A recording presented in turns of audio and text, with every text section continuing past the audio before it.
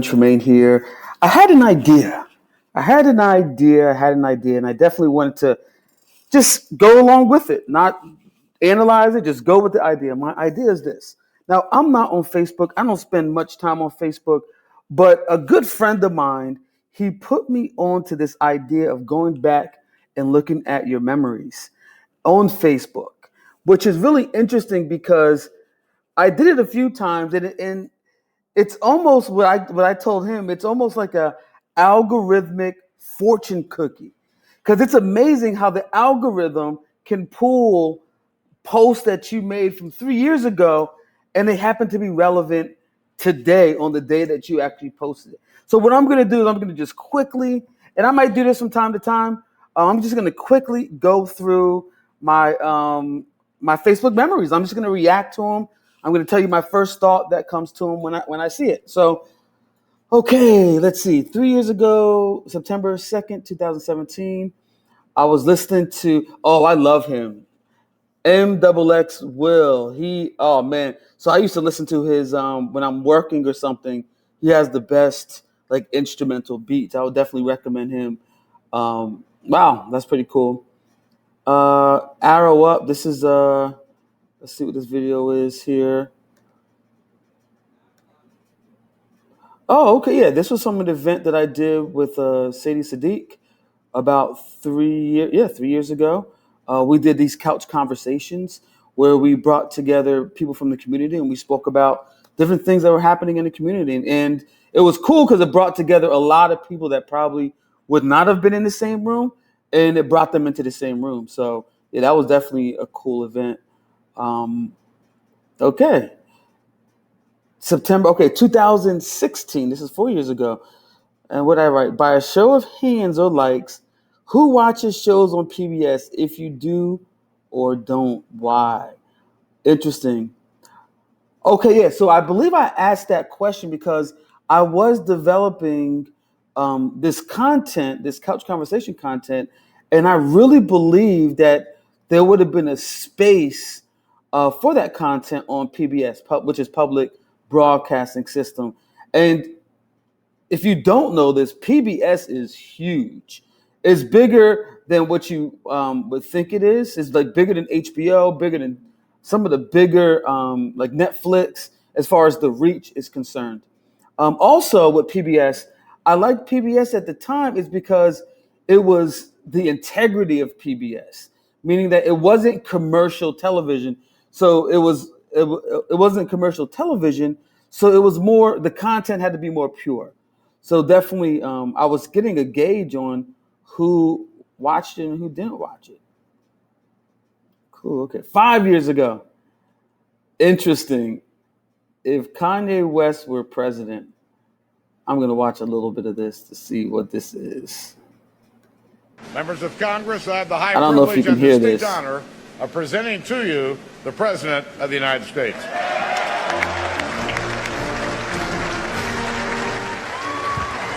Bro!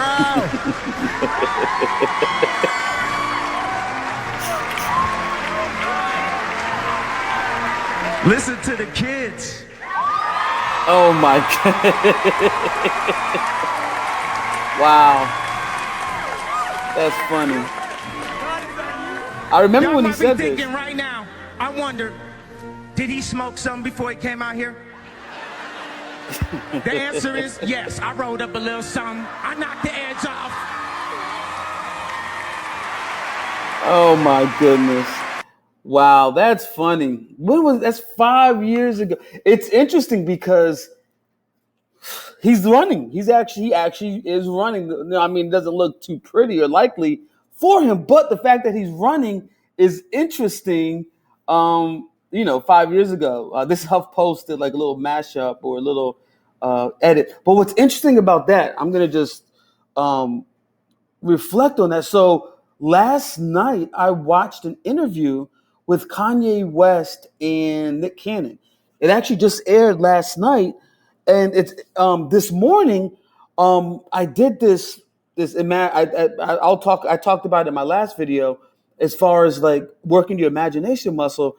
And I wish I had the paper. I threw it away. I actually wrote his name down in this imagination session. I guess what I was watching yesterday spilled over, and as I was imagining, I was imagining some things with Kanye West, a part of that imagination, which is really interesting, because this 5 years ago today, I actually posted this on Facebook. That's pretty interesting. Wow, there it goes. Like these are the things that are interesting that I was thinking about Kanye West. So I watched it last night.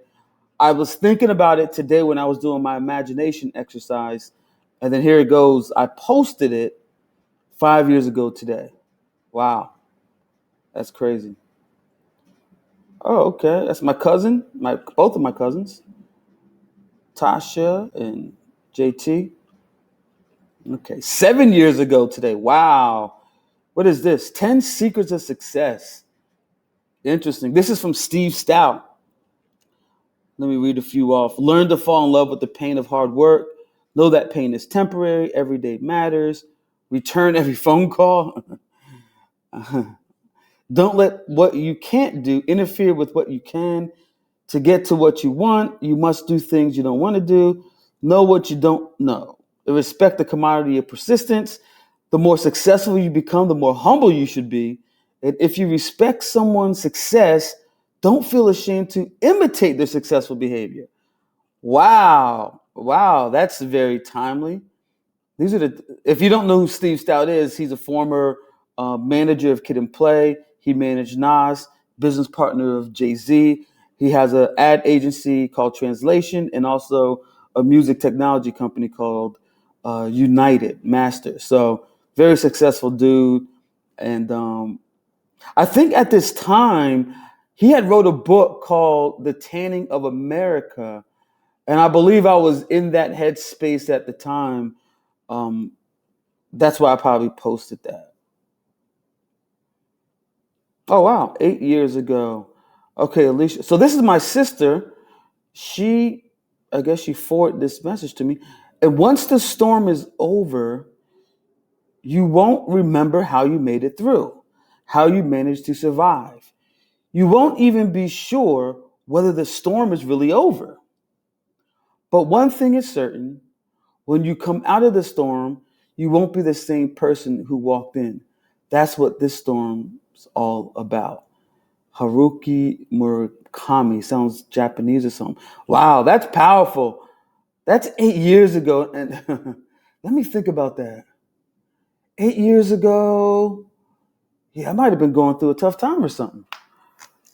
I did go through it, like in that time period. There was some dark periods I was going through, and that, I don't know, that makes a lot of sense. And I feel like the storm that I was going through during that time, definitely I'm on the other side of that. And I think I'm experiencing this one part of it where it says, when you come out of the storm, you won't be the same person. Well, no, not that part. I'm sorry. You won't even be sure whether the storm is really over. I think that's the part that I'm in right now, which is interesting. And then the other part is when you come out of the storm. So, yeah, this is powerful. 8 years ago, my sister sent that to me. 9 years ago, wow, 2000. Make believe that everything that you wanted to accomplish was already done, regardless of your situation. How would you act? Wait, okay, I read that wrong. Make believe that everything that you wanted to accomplish was already done, regardless of your situation. How would you act? Wow. So I guess I was posing a question to my Facebook community. And I guess I got some responses. Jaxie, what she said, to add on to Tremayne's awesome statement, what would your life be filled with? What would the sights be around you? What would the smells be around you? Who would you be spending your time with? Are you out and about? Wow. Once again, that's tied to the exercise that I did this morning. Like when I allowed my imagination just to run free in a way that it was already accomplished, I was actually thinking about how would I be acting? What would I be doing if this was the case? So yeah, interesting. That was 9 years ago when that happened. So that's definitely relevant to how my day's panning out. Common, okay. Okay, yeah, this is when Common wrote a book. This is 9 years ago. So, new trend: rappers becoming authors. They say that the best way to hide something from Black people is to put it in a book. Not anymore. We want to be educated. That's interesting. Common Sense. So, Common Sense was definitely, as I was coming up, one of my favorite rappers. I'm not going to say of all time, but he was definitely an inspiration. If you didn't know about me, I was actually a hip hop artist back in the day, and Common was one of the first artists that really inspired me to rap. But what's interesting about this is as I think over the last 2 or 3 weeks, um, there's been this former Roots member, the Roots member. Her name is Jaguar Wright, who disclosed some. I'm not going to get into the details. You can Google it. She disclosed some things about Common, allegedly some things that Common had did to her back in when they were in their 20s or whatever. I guess on the rise. And what was interesting about that, and what the process that I've been going through as I'm watching Jaguar Wright allegedly talk about the Roots and Common. In my life, hip hop has always been like a centerpiece of who I was, and it was a part of my identity. And as I've grown older and matured, um, it's lifting up the hood of the people that I looked up to, growing up, and like really like question like, why did I look up? There's nothing different than them to me. You know what I mean? So it's just interesting that almost 9 years later from this book, and like almost 20 some years later, um, that this is coming up. So yeah, a book by Con. I didn't read the book, but I think he wrote another book over the last 2 years. So Common, very talented dude. Is very much he matured really good into his next phase. Okay, 9 years ago, I posted in the land of social media, likes, sharing, comments are the new currency. Please use wisely and take the 2 minutes to support the content that adds value to your life.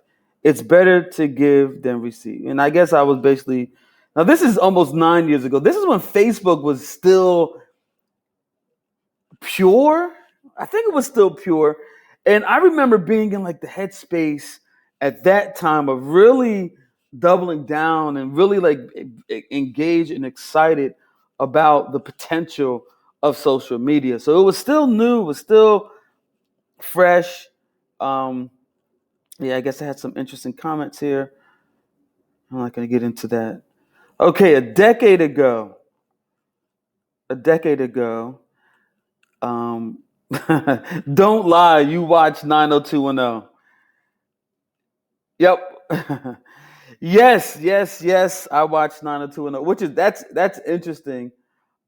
It's crazy some of the images that growing up, like they lived such a perfect life in Beverly Hills, and they had their issues. It showed their issues, but I mean that's what we watched. Beverly Hills 90210. I don't know why I wrote that, but hey, it was a good, funny discussion. 11, about to go play some ball. That's interesting because that's really interesting because when I was coming into my office, I was actually thinking today to myself, I was like, man, I haven't played basketball in so long, and that's something that is always a passion of mine. Basketball. I played in high school, played middle school, high school, played some in college. So yeah, that's always love doing that. And then my buddy from Temple, the last one. Sup, man? How's life? I'm good. In LA till tomorrow. Cool. That's Rod. Shout out to Rod. He's a principal now, which is pretty cool. He used to call himself. He used to try to be like Puff Daddy, P Diddy in college, but it's cool to see that he's a principal now in New York. So shout out to Rod. Okay, that's it. You're all caught up. Hey, let me know if you like this. I don't know. This is something I want to experiment with. I just had the idea as I was walking into the office, and I thought I would just go with it. So just let me know if you want to see me do this more. Like I said before, if this makes sense.